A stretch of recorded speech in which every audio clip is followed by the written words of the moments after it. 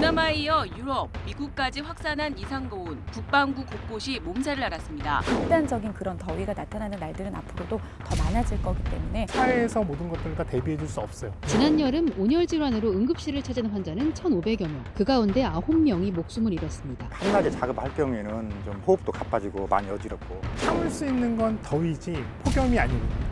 위험할 때 내려져서 대비를 해야 되는데 실제 폭염특보가 운영되고 있지 않다. 더욱 뜨거워진 여름, 지금 전 세계가 고민입니다. 어린이와 노인이 우선 힘들지만 뙤약볕에서 일하는 농어민, 또 산업 현장의 일꾼들은 현장에서 이 폭염을 직접 이겨내야 합니다. 군이나 경찰에서 일하는 분들도 사정은 마찬가지인데요. 결국 폭염 대책이 경제이고 안보라는 얘기가 되겠죠. 자, 폭염 그 원인과 대책, 이슈 더 이슈에서 같이 알아보겠습니다.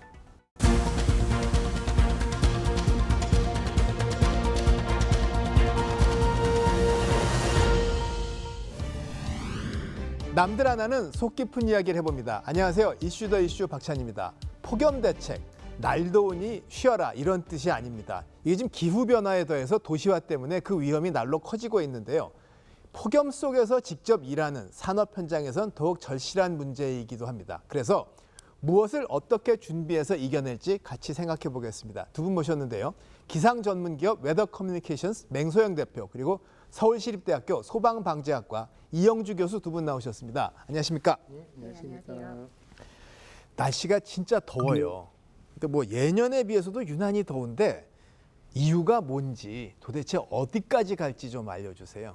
사실 이게 여름이 덥기 마련이고 1년 중에 거의 50%에 가까운 비가 내려야 되는 게 여름이라는 계절이 맞는데, 지금 이 날씨가 이상한 거는 더운데 예전 같지 않게 덥고 비가 내려도 예전 같지 않게 비가 많이 내린다는 게 문제입니다. 일단 지난 5월이면은 아직은 봄이거든요. 그런데 이 늦봄에 강릉의 경우에는 35도까지 기온이 치솟았습니다. 그때 많은 기상 전문가들이 올해는 6월 여름 초입부터 거의 한여름에 준하는 더위가 나타날 수도 있다 라고 입을 모았는데, 아니나 다를까 올해 6월에 말이죠, 강릉 그리고 뭐 내륙 지역 등등등 전국 어느 곳곳들 빠질 것 없이 33도 이상, 35도. 보통 우리가 폭염 일수의 기준이 일최고 기온이 33도 넘는 날부터 폭염이라고 하는데 6월 이 초입부터 더위가 나타난 겁니다. 동남아에 이어 유럽, 미국까지 확산한 이상고온, 40도를 웃도는 찜통더위에 북반구 곳곳이 몸살을 앓았습니다. 이번에는 이례적인 5월 더위가 한반도까지 영향을 줬습니다. 전국에서 가장 더웠던 곳은 강릉, 무려 35도를 웃돌며 이 지역 관측사상 최고 기온을 기록했습니다. 서울도 31도를 웃돌며 올해 들어 가장 더웠습니다. 남해 부근으로 이동성 고기압이 지나가면서 먼 남쪽의 뜨거운 공기를 우리나라로 끌어올린 것이 가장 큰 원인입니다. 우리나라 남쪽에 중심을 두고 있는 고기압의 영향권에 들게 되면서 따뜻한 남풍이 불어드는데 더해서 햇볕에 의해서 지면이 가열되면서 기온이 상당히 높게. 근데 6월 초에 이제 보도가 나올 때 기상 전문가들이 7월에는 뭐 비구름이 몰려와서 기온이 좀 떨어질 수 있다 이랬는데 별로 안 그런 것 같아요. 이유가 뭘까요? 그렇죠. 뭐 비도 어떤 형태로 오느냐인 거죠. 사실 뭐 정말 빗방울 수준으로 떨어지는 비도 비지만 어설프게 습도를 올려놓으면 사실 더 덥거든요. 그러니까 정말 더위를 식힐 정도의 비는 기간도 길어야 되고 한 번 내릴 때 거의 뭐 억수비의 수준으로 내려줘야지 이제 더위가 식히는데, 그러니까 문제는 이제 비가 많이 오면 우리가 왜 상식적으로 더위가 많이 이제 심한 날 같은 경우는 뭐 살수차다 물을 뿌리게 되면 그 물들이 증발하면서 주변 열을 가져가기 때문에 좀 더위가 식혀지기 마련인데, 앞서 말씀을 드린 것처럼 이게 비가 오게 될 경우에 보통 우리가 장마 전에 찾아오는 더위, 그러니까 앞서 말씀드려서 6월 달에 좀 더웠던 게 이례적으로 다른 때 6월과 조금 다른 차이가 뭐냐면, 원래 6월 달에는 한 33도, 뭐 35도까지 오르는 건 좀 이례적이기는 하지만 그래도 그 정도까지 기온이 올라도 우리가 한여름 같은 더위를 못 느끼거든요. 왜냐하면 장마를 전후해서 습도가 낮았을 때 찾아오는 더위는 볕만 뜨거운 불더위라고 합니다. 우리가 왜 무더위 많이 하는 그 무더위가 물더위거든요. 그래서 장마가 지나고 나서 찾아오는 더위는 덥기도 덥고 습도까지 끌어올리기 때문에 이 우리 몸의 열을 식혀주지 못해서 체감하는 더위가 굉장히 크거든요. 그래서 비가 많이 온다 하더라도 장기간 오랫동안 비의 양이 많이 내렸을 경우에는 일단 일사를 차단시켜주고 비로 인해서 좀 어느 정도 더위를 식혀주는 효과가 있기는 하겠지만 이 비가 어떤 형태로 내리느냐에 따라서 오히려 더위의 체감도를 더 높일 수도 있습니다. 전문적인 거군요, 정말. 근데 폭염이 계속되면 사실은 인명 피해, 재산 피해가 커질 수밖에 없는데 문제는 올해 2023년은 5월에 벌써 온열 질환이 지금 사망자가 발생을 했습니다. 큰일이네요. 올해는 봄볕이 유난히도 뜨거웠습니다. 이미 지난달 중순부터 전국의 한낮 기온이 30도를 오르내렸는데 평년 기준으로 보면 6월 말에서 7월 초쯤의 초여름 날씨로 1973년 기상 관측 이래 가장 더운 봄으로 기록됐습니다. 때이른 더위로 온열 질환자 수도 덩달아 늘었습니다. 질병관리청 자료를 보면 지난달 20일부터 약 3주 동안 48명이 온열 질환으로 응급실을 찾았고 온열 질환 추정 사망자도 나왔습니다. 온열 질환 추정 사망자는 지난해보다 무려 41일이나 일찍 발생한 겁니다. 앞서 말씀하신 것처럼 사실 5월이면 굉장히 좀 빠른 시기잖아요. 아직 뭐 봄이라고 해도 사실은 크게 다르지 않을 텐데 그럼에도 불구하고 온열 질환에 이제 사망자가 발생했다는 건 굉장히 좀 이례적으로 벌써 빨리 더워지고 있다라는 것들을 이제 말해주고 있는데요. 다른 한편으로는 작년 같은 경우는 이런 온열 질환에 의해서 사망한 사망자가 7월에 발생을 했었거든요. 그러니까 한마디로 2달 빠르게 사망자가 발생했다. 이건 또 2달 빠르게 벌써 더위가 시작됐다라는 것들을 이제 우리가 알 수 있는 거고요. 사실 이제 이런 것들은 계속 앞으로도 이제 이런 것들은 반복될 수 있는 충분한 여지들이 있어서 훨씬 여름이 오기 전에도 더위라고 하는 게 여름이랑 같이 오는 게 아니라 더위는 항상 올 수 있다라는 것들을 우리가 항상 좀 경계를 해야 되는 그런 상황이 아닌가 싶습니다. 또 사실 실제로 이제 근데 반대로 또 한편으로 보면 온열 질환자 수는 상당히 많이 증가를 하고 있습니다. 작년 같은 경우도 그 이전에 비해서 200명 이상 많이 증가를 한 것으로 보이는데요. 또 반대로 보면 재산 피해는 생각처럼 그렇게 많이 늘지는 않았단 말이죠. 작년의 경우로 본다 그러면 실제로 이제 재산 피해적인 측면으로 본다 그러면 실제로 이제 가축 같은 경우에 한 89만 마리 정도 이 정도 이제 이 폐사를 하는 이런 상황들이 발생했는데 전년도에 비해서는 아주 미세하게나마 오히려 조금 더 줄은 상황이고요. 또 오히려 이제 이런 해산물이라든지 이런 이제 이 해양 생물들 이런 것들 같은 경우에는 실제로 이전 연도 2021년도보다 거의 17배 정도 피해량이 줄었거든요. 그러니까 이거 반대로 말하면 오히려 이렇게 대비를 하고 해야 되는 가축이라든지 혹은 또 여러 가지 이런 것들을 키우는 농작물이나 이런 것들에 대한 대비는 잘 하시면서도 일반인 분들이 본인들이 더위로부터 안전할 수 있는 것들에 대한 부분들은 상당히 좀 소홀한 이런 상황이 아니냐.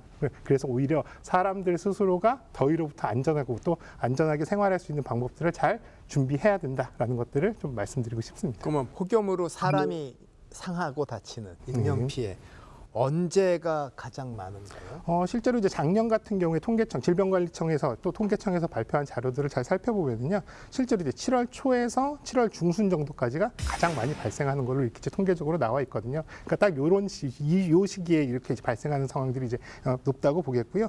또 한편으로는 이 다음에 한편 지나간 다음에는 8월 첫째 주, 그러니까 한마디로 비가 많이 내린 이후에 아까 맹 대표님이 말씀하신 것처럼 비가 많이 온 다음에 직후에 이제 한여름이라고 할 수 있는 8월 첫째 주에 이렇게 또 많은 사망자들이 또 발생하는 이런 상황으로 알려지고 있습니다. 그렇군요. 근데 폭염 관련해서 우리가 특보를 내잖아요. 근데 보니까 기상청에서 뭔가 이번에 기준을 바꿨더라고요. 어떻게 된 겁니까? 늘 그 특보는 날씨의 상황도 바뀌기 때문에 그 이제 지금의 현 상황에 우리가 적응을 해야 되는 기준값들이 바뀝니다. 그러니까 결국에는 이 특보라고 하는 거는 이 기상 특정한 기상 재해로 인해서 사람들의 인명을 우리가 보호하고 그리고 재난을 좀 막기 위해서 우리가 마련을 하는 거기 때문에 실질적으로 폭염에 대한 그런 기준이나 이런 피해들을 줄이게 하기 위해서 기준을 다르게 한 건데요. 과거 같은 경우에는 낮 최고 기온이 33도가 넘는 날이 이틀 이상 지속될 것으로 보일 때를 주의보. 그리고 경보는 35도가 넘는 상태가 이틀 이상. 그러니까 정말 기온만으로 봤습니다. 그래서 과거에는 5월 달에도 폭염특보가 내려졌고요. 아까도 말씀드렸지만 사실 6월 달에 30도 넘어도요. 그늘에만 숨어도 견딜만 해요. 그러니까 사람이 죽는 정도 수준이 아닌데 5월에 내려준 이유는 사실은 굉장히 실효성이 없는 거죠. 굉장히 불필요한 거죠.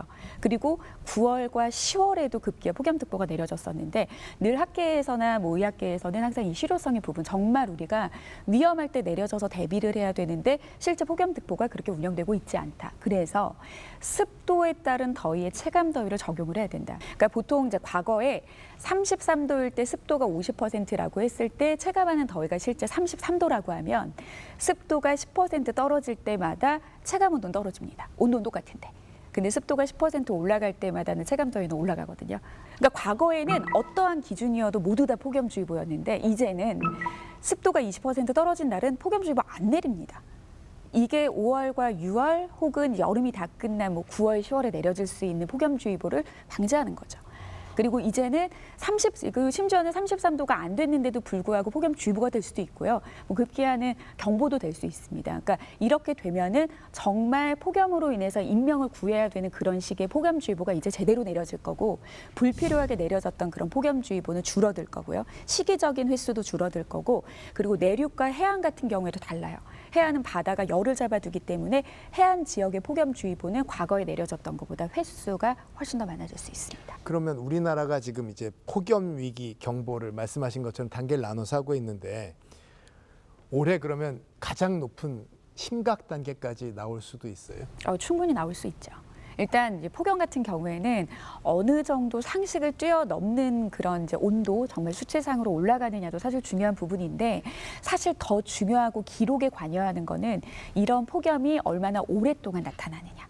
그러니까 사실 이런 지금 폭염 위기경보 단계가 보통 관심, 주의, 경계, 심각 4단계로 구분이 되거든요. 그러니까 보통 이제 5월 20일부터 9월 30일까지가 이 폭염 대책 기간입니다. 그래서 관심 단계는 늘 상시적으로 내려져 있습니다. 그리고 여기에서 이제 앞서 말씀드렸던 주의보의 기준급이 이제 되고 또 이제 전국 18개 이상 지역에서 이제 같은 주의보급 기준의 그런 대상이 되면은 이제 관심에서 주의 단계로 한 단계 격상이 되고요. 그리고 경보급이 되고 또 이제 관련 관계 부처의 전문가들이 이거는 폭염으로 인해서 극심한 피해가 야기될 것으로 우려된다라고 주관적으로 판단을 하게 됐을 때도 경계 단계로 올라갈 수 있습니다. 그러니까 지난 2018년과 1994년이 거의 폭염의 기록적인 해였습니다. 그러니까 지역마다 좀 1, 2위 값을 엎치락뒤치락 하는데 그때 폭염이 이어졌던 일수를 따다 보면요. 서울의 경우에는 1994년보다 2018년은 거의 32일 동안 35도를 넘나드는 그런 더위가 정말 지속적으로 30일 넘게 이어졌습니다. 그러니까 이럴 경우에는 정말 심각한 단계인 거죠. 그래서 충분히 앞으로 폭염의 강도도 되지만 지속화되는 장기화까지 이어지게 될 경우에는 아마 이런 폭염 위기경보 이런 재해가 심각 단계 수준이 자주 나타나지 않을까라고 생각이 듭니다. 우리가 기상 상황이 굉장히 국지성으로 되고 있잖아요, 최근에. 그럼 폭염의 경우는 이 지역을 어떻게 정의해서 경보를 정의하고 또 거기서 대책을 강구하나요? 일반적으로 이제 폭염 같은 경우는 아마도 기상청에서 이런 것들 경보라든지 이런 것들을 발령하게 되는데 이제 지역 단위로 나가게 되겠죠. 물론 광역화된 지역 단위로서 그런 공통적으로 묶이는 경우들도 있습니다. 관측소를 중심으로 해서 관측하는 범위 내에서 폭염이라든지 그런 것들을 행정구역이랑 맞춰서 대부분 이제 발령들을 하고 있거든요. 하지만 이제 폭염 이외에 이를테면 우리 국지성 호우라든지 이런 것들은 굉장히 지역 편차가 크기 때문에 조금 더 작은 단위로서 이런 예보라든지 이런 것들을 조금 더 정밀하게 가져가려고 하는 노력들은 있습니다. 다만 폭염이라고 하는 특수성상 그렇게 세밀한 아주 지역구 내 혹은 이제 지역 단위에서도 세밀한 지역보다는 광역화된 지역 중심으로 대부분 이제 발령이 된다 이렇게 이해하시면 되겠습니다. 그리고 또 이제 기상청의 특보가 어떤 이제 자연 재해를 좀 방지하고자 하는 그런 용도인데 사실 주의보하고 경보하고 크게 2단계로 나누는 것 자체에서도 앞서 이제 질문을 주신 것처럼 분명 지역적인 내성도 다를 거예요. 강원도 같은 경우는 추위에 강하지만 사실 더위엔 취약하거든요. 문도 마찬가지고요. 그런 것처럼 그래서 기상청은 많은 각 전문가들을 이제 모아서 해서 이제 2020년부터 이제 폭염과 한파에 준해서 지금 영양 예보를 하고 있는데요. 지금 이제 지역별로도 보기도 한데 이제 보건 분야에서는 일반인과 민간군을 구분을 하기도 하고요. 그리고 산업, 축산업, 농업, 수산, 양식, 그리고 기타 뭐 교통, 화재, 정전 등과 함께.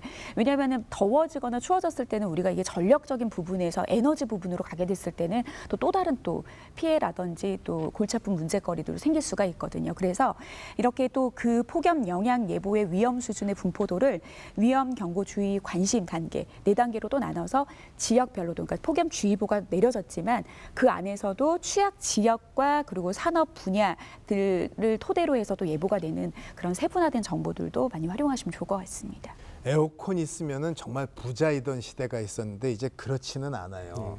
생활 필수품이 된 거죠. 근데 문제는 에어컨 때문에 화재가 나는 경우가 많더군요. 이건 어떻게 된 건가요? 예, 일단 뭐 과거에 비해서는 말씀하신 대로 에어컨이 사실은 굉장히 고가의 특별한 사람들만 가지고 있는 이런 이제 이 전자제품이 아닌 상황이 된 거죠. 생활의 필수품이 됐기 때문에 이전보다는 훨씬 에어컨을 많이 사용하고 있다. 더욱이 또 더위가 지속되면서 더 오랜 시간 많이 사용하게 되기 때문에 그만큼 이제 화재도 많이 발생하는 상황이 있다라는 게 이제 첫 번째고요. 또 하나는 에어컨의 대부분 화재들은 상당 부분 이제 실외기에서 발생을 하는데요. 실외기 같은 경우는 뭐 최근에는 이제 실외기실이라고 해서 별도로 실내에다 들여놓기도 합니다만 과거에는 대부분 건물의 벽면이나 옥상 같은 데 올려놓거든요. 그러다 보면 이렇게 무더위에 직사광선이라든지 굉장히 고온에 노출되다 보면 직접적으로 이 실외기에 이제 영향을 미쳐서 또 화재의 원인이 되기도 합니다. 그래서 이런 두 가지 요건들, 더위가 너무 덥기 때문에 많이 이용하기도 하고 그런 더위에 실외기도 직접 노출되면서 여러 가지 위험 요인들이 있어서 화재가 이제 많이 발생을 하게 되는데요. 기본적으로 이제 뭐 소방청에서도 이렇게 화재가 많이 발생을 하니까 에어컨은 좀 이렇게 관리를 하십시오 하는 여러 가지 지침들 안내도 하고 있는데요. 뭐 대표적인 것들이 어쨌든 전자제품이다 보니까 전선이라든지 이런 부분들이 피복이 벗겨진다거나 눌려서 전기적 요인, 한마디로 이제 합선이라든지 이런 것들에 의해서 발생하는 것들이 없는지 전선 부분들을 잘 살펴봐야 되겠고요. 특히 이제 아까 말씀드린 대로 실외기 같은 경우는 외기에 노출돼 있다 보니까 실내보다도 훨씬 좀 가혹한 조건에 이제 노출된단 말이죠. 바람, 비, 또 심지어는 여러 가지 새들이 또 쏜다든지 여러 가지 것들이 이제 노출이 되기 때문에 그런 상태들을 잘 확인하시는 게 이제 첫 번째고요. 또 하나는 이제 실외기 자체가 직사광선에 직접적으로 노출됐을 때 과열되는 상황들에 대한 부분들도 좀 잘 들여다보실 필요가 있습니다. 그래서 뭐 덮개를 설치한다거나 이런 것들도 필요할 수도 있는데요.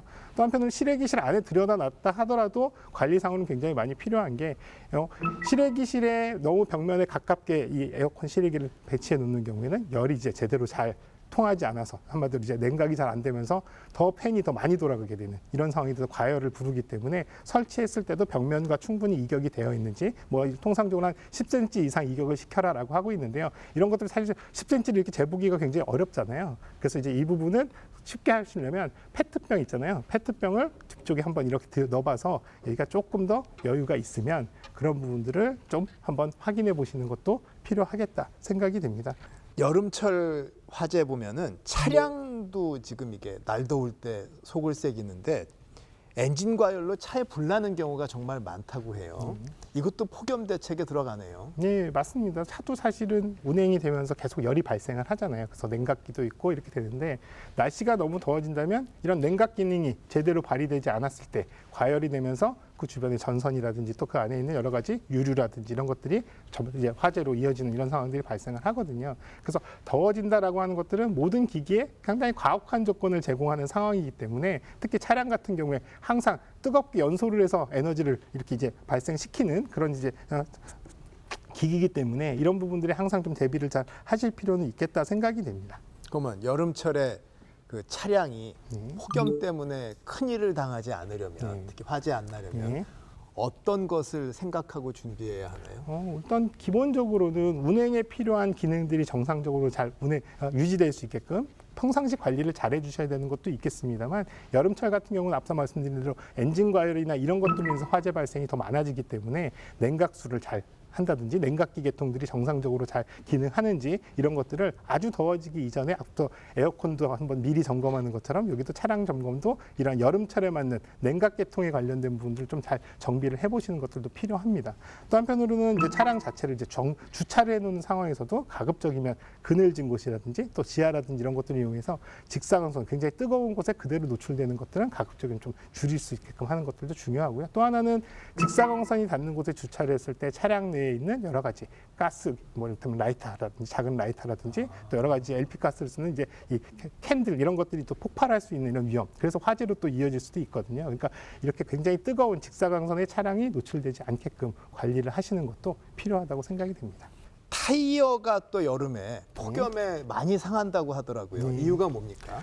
실제로 이제 너무 뜨거워지면 어떻게 됩니까? 지면도 너무너무 뜨거워지겠죠. 그런데 사실은 타이어의 공기압이 낮아지면 한마디로 이제 팽팽하지가 않으니까 바닥면, 노면에 타이어가 닿는 면이 굉장히 넓어지거든요. 이렇다 보면 마찰이 굉장히 심해지면서 오히려 이제 타이어에 열이 가해지면서 변형이 생기면서 파열이 된다거나 또 교통사고 이런 파열로 인해서 사고의 또 원인이 되기도 하거든요. 그래서 이런 것들 이제 스탠딩 웨이브 현상이라고 이렇게 얘기들을 하는데요. 얘네들이 바람이 충분하지 않으면 얘가 이제 돌아가면서 한마디로 지면에 이 롤링이 되면서 그 롤링되는 바로 뒤쪽이 이제 한마디로 약간 우그러지는 듯한 이런 현상들이 발생을 하고 이런 것들이 이제 부담이 되면서 제동거리도 상당히 제동도 잘 안 되고 또 이런 상황에서 또 이렇게 타이어가 찢어지거나 파열되는 상황들도 발생을 해서 이렇게 이제 그래서 평상시에 그러면 여름철에는 어떻게 해야 되느냐 타이어의 바람을 평상시보다는 공기압을 한 10에서 20% 정도 조금 더 채워주셔서 이렇게 노면에 접지되는 이 면적들을 최소화해 주시는 것들 이런 것들의 관리도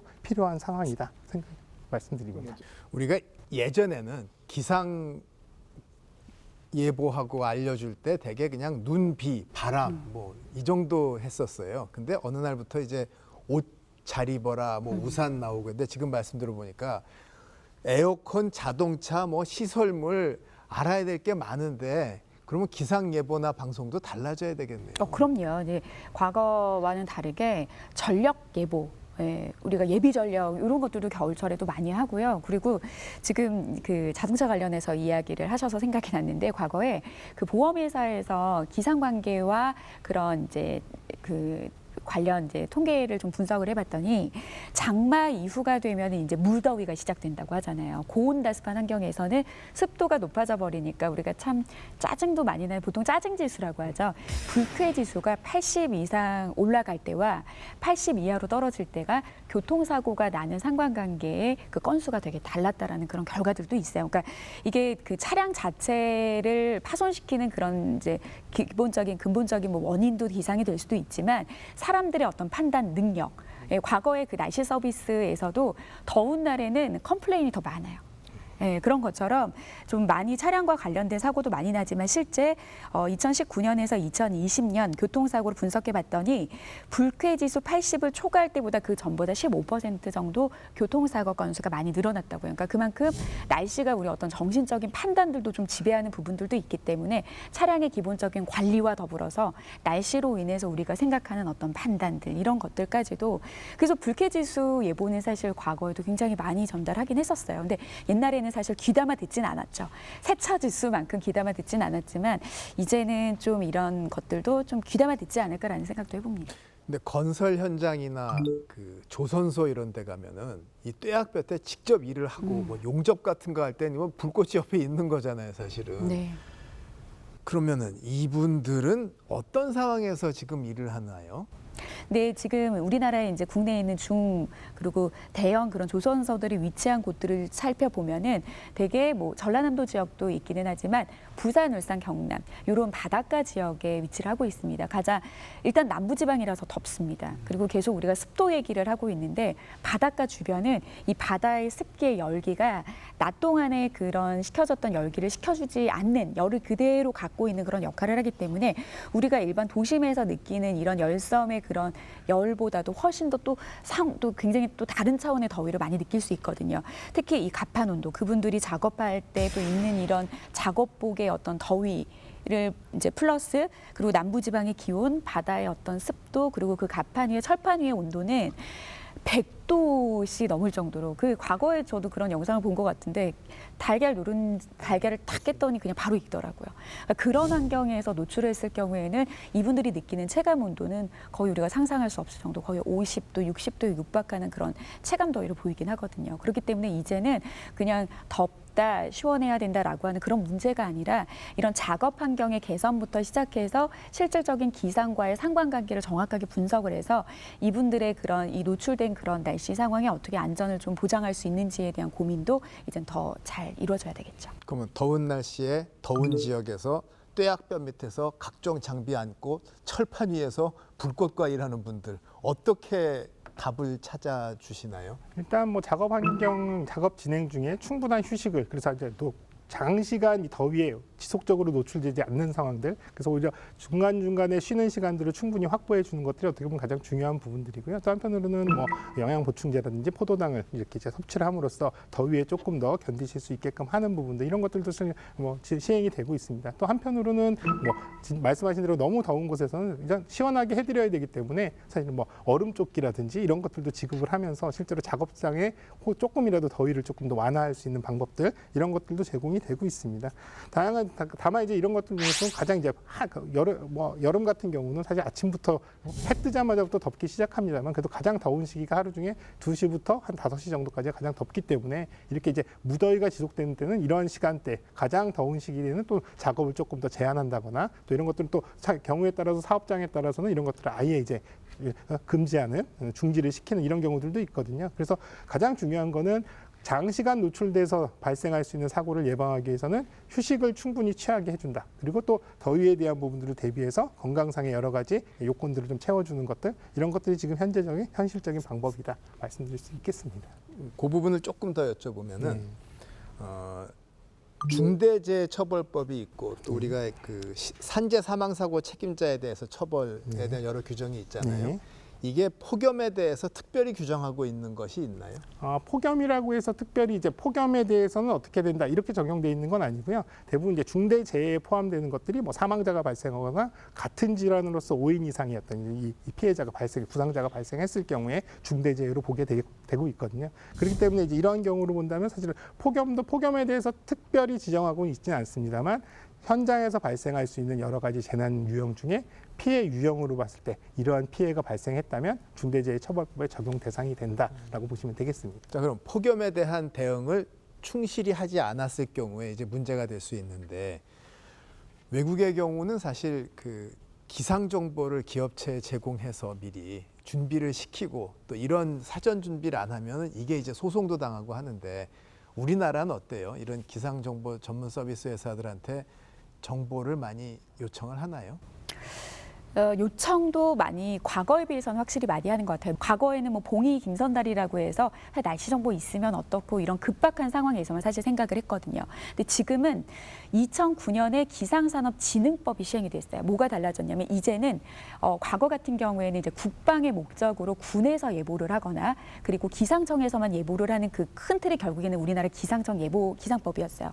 근데 2009년에 이제는 민간으로도 예보를 개방을 하겠다라고 해서 기상청뿐만 아니라 우리 기상청의 예보 안 맞고 올 때 불평을 많이 하지만 사실 예보도 다양한 사람들의 그 예보를 했을 때 우리 국민들이 더 예보의 적중률이 맞거나 내가 사업을 하는 데 있어서 내가 생활하는 데 있어서 적중률이 높은 그런 예보를 따라가게 된다면 그 예보의 기술이 발전할 수 있을 거라고 저는 생각을 하거든요. 그런데 국내에서 이렇게 자체 예보를 하는 곳은 아직까지도 현저히 기상산업진흥법이 시행된 이후 10년이 훌쩍 넘었는데도 단 한 곳밖에 없고, 일반 국민들한테 물어봐도 다 기상청이 하는 거 아니었어요라고 여전히 얘기를 하더라고요. 그러니까 앞으로는, 근데 다만 방제적인 것, 기상청에서 아직까지 놓지 않는 거는 특보를 내리고 하는 이런 방제적인 차원의 정보는 이제 기상청에서 컨트롤 타워 역할을 하고요.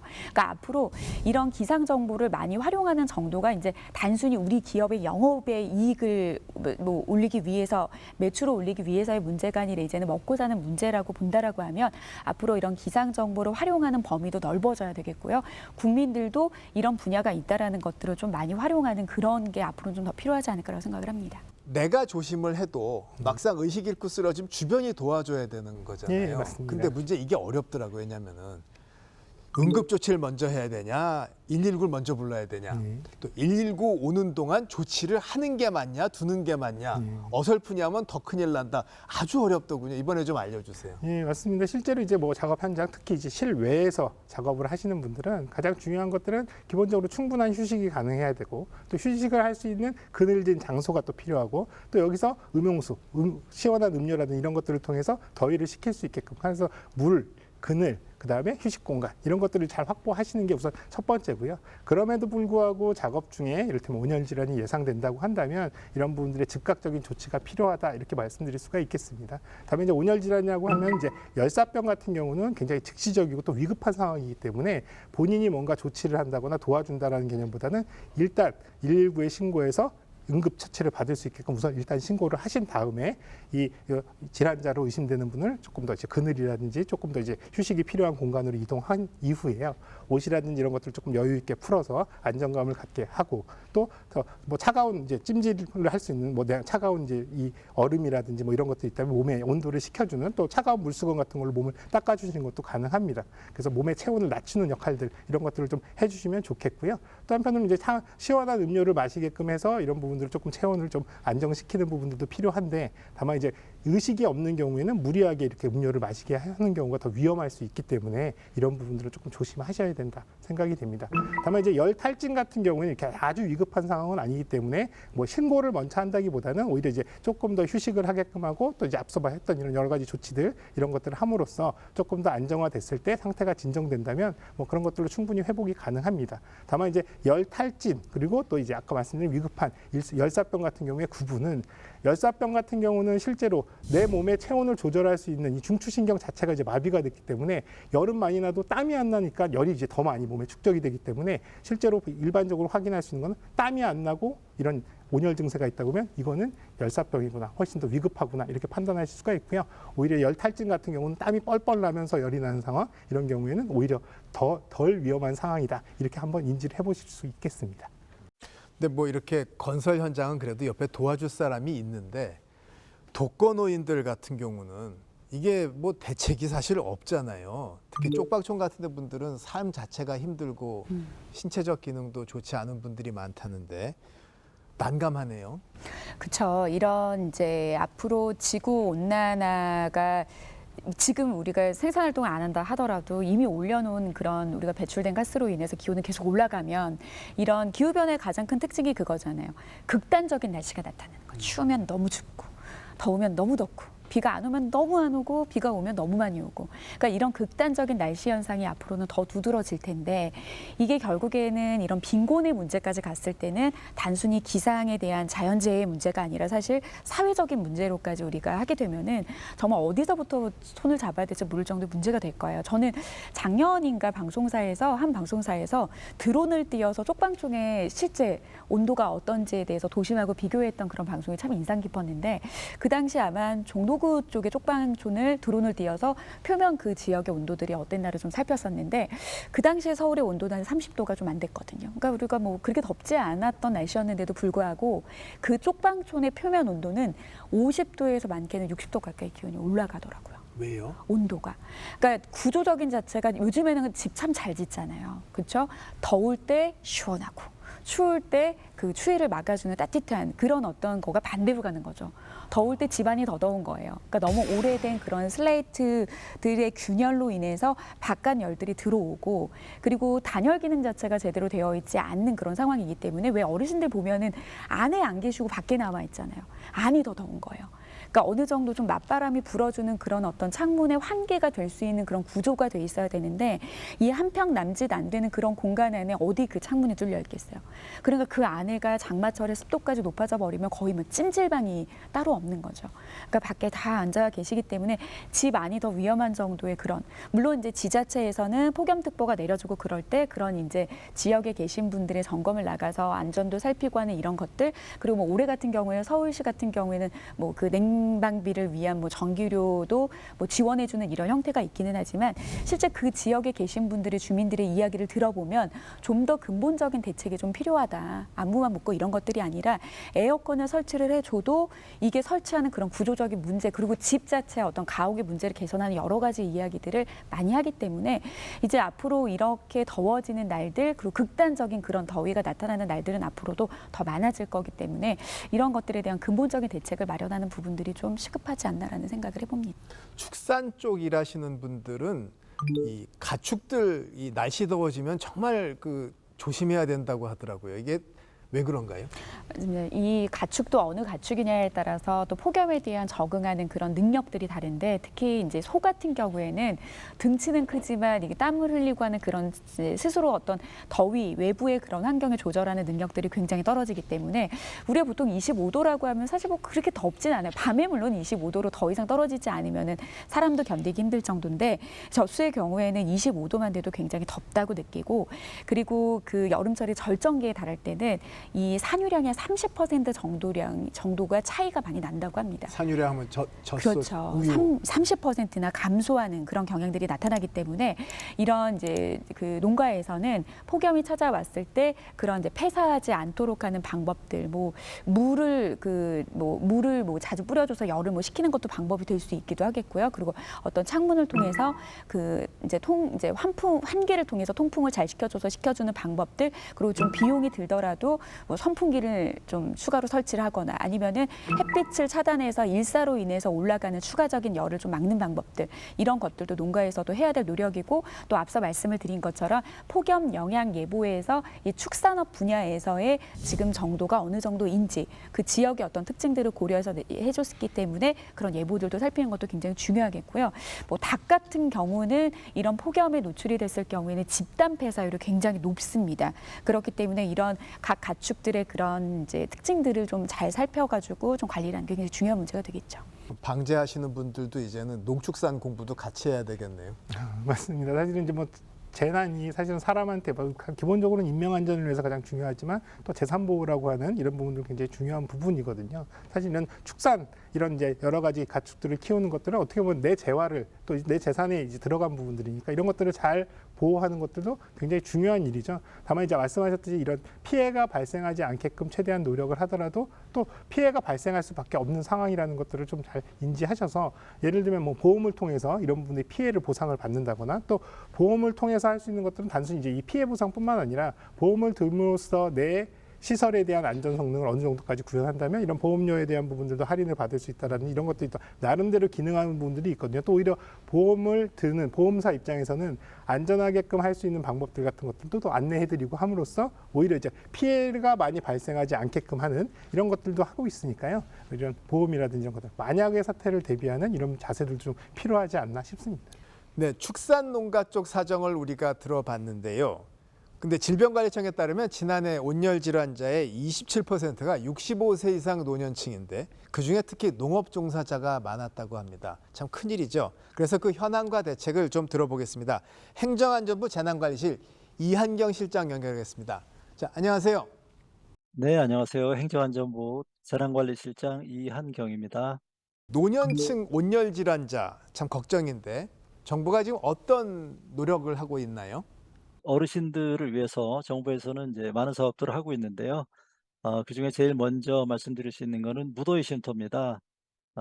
어르신들이 쉽게 접근할 수 있는 경로당이나 주민센터에 또는 노인복지회관에 어르신들이 시원하게 쉴 수 있는 그 무더위 쉼터를 지정해서 운영하고 있습니다. 그리고 그 시원하게 지내실 수 있도록 많은 물품들 또 같이 지급하고 있다는 말씀을 드리고요. 또 그 무더위 쉼터에 에어컨을 작동하게 되는데 냉방비 지원을 하고 있습니다.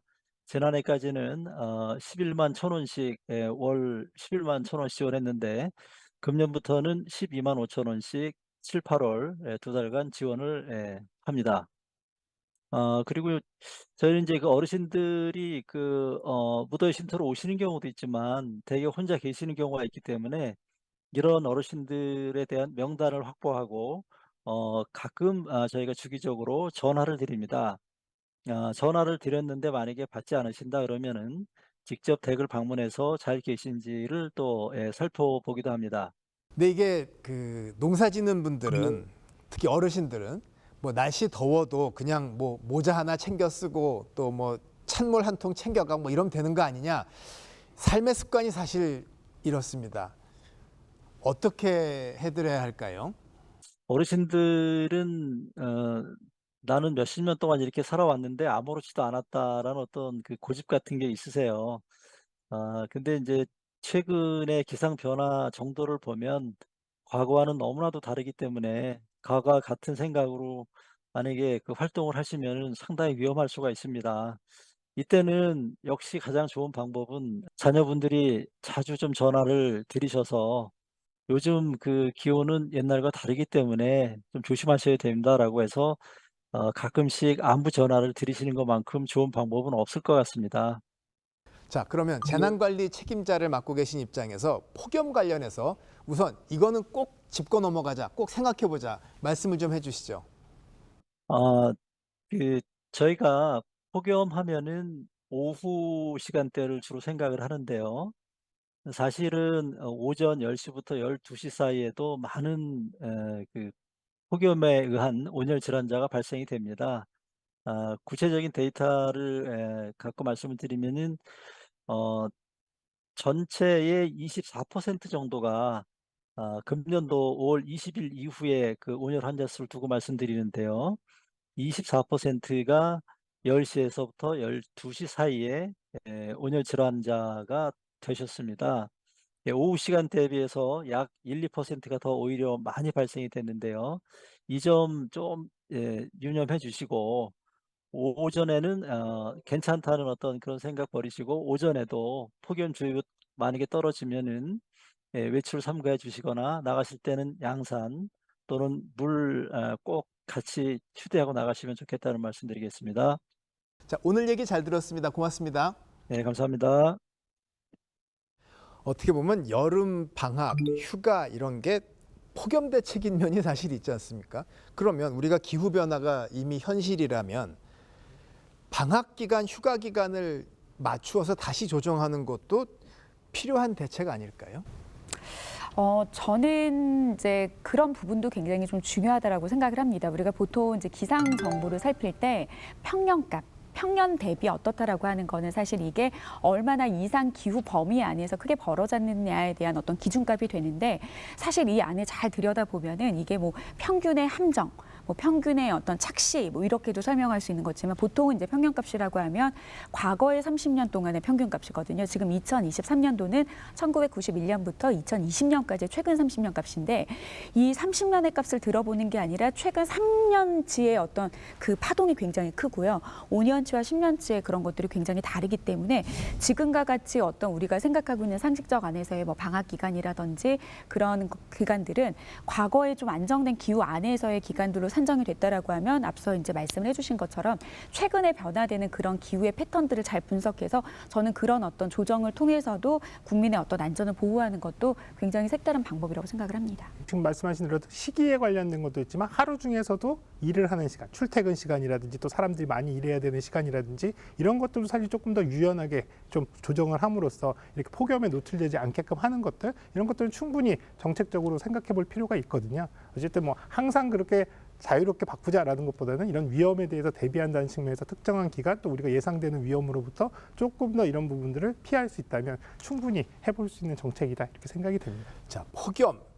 어떻게 보면은 생소할 수도 있는 분야지만은 알고 보니까 진짜 중요한데 여러 말씀 해주셨지만 그래도 더 강조해 주실 점, 꼭 말씀하실 점 있으시면은 해주시죠. 우리가 기상 정보가 맞지 않으면 참 불편하죠. 그리고 또 굉장히 중요한 일이 날씨 정보를 놓쳤을 때는 불만을 갖기도 하고 화도 나기도 합니다. 근데 앞으로 기후변화로 인해서 날씨는 많이 틀릴 거고 뭐 맞춘다라는 표현이 좀 적합하지는 않습니다만 기상 예보가 거의 무용지물이 될 수 있을 정도의 날씨 상황이 정말 최악일 경우에는 그럴 수도 있습니다. 그래서 좀 우리의 마인드가 좀 저는 변해야 될 것 같아요. 그래서 좀 최신의 기상 정보 뭐가 되던 지금 내 눈앞에 내려져 있는 기상 정보를 좀 신뢰하는 어떤 마인드. 그래서 당장이라도 찾아올 그런 피해를 좀 예방하기 위한 것을 위해서 좀 예보가 있다라는 좀 마인드가 굉장히 좀 필요하고요. 앞서 말씀드렸던 체감온도 산출법 사실 기상 기상 자료 개방 포털이라고 해서 직접 들어가서 내가 위치한 곳들에 대한 자료들을 잘 통계내 가지고 할 수 있는 이런 시스템들이 굉장히 기상청과 관계된 연관기관이 잘 돼 있어요.